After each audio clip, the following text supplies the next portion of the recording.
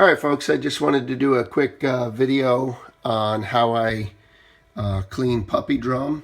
And so I've got one here. This is my second take. My video didn't do very well, so I figured out a way to set my video. I like to use 3 different knives when I clean puppy drum and I fillet them out. I like to use my electric double-bladed Rapala. I do have a fixed blade 6-inch Rapala, and I got my Mustad, which is a 7-inch fixed blade.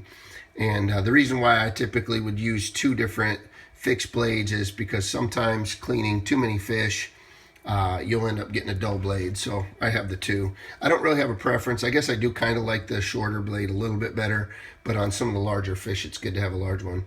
I do love the electric on doing puppy drum, and you'll see why in just a second.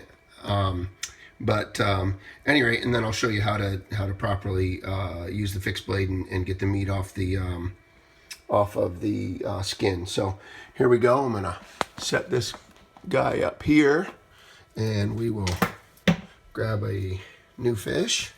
And so essentially, just like with any fish, we're gonna kind of start up at the head and find that right angle where you're gonna follow along right at the head. This is nothing new for anybody that's cleaned any fish at all. It's essentially just get right up behind the head here and go kind of at an angle downward and then back. And you're going to want to follow along this, along the spine here. That's where a lot of people miss the meat. And you're going to find in this fish, you're going to find where the spine is, and it's going to be in this center area here. And you're going to want to just trail that and up here along the top.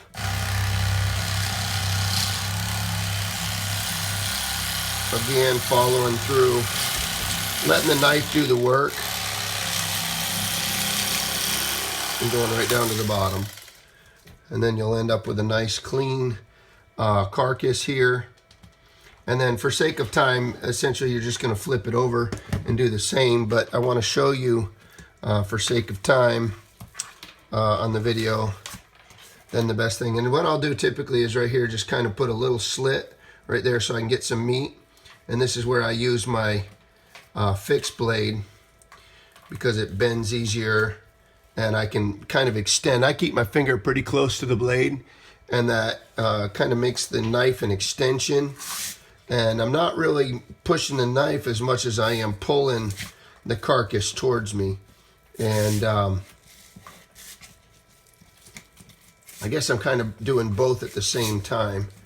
But the main thing is you want to keep pressure down on the knife, and then what you're looking for is a good clean piece of skin with no meat on it.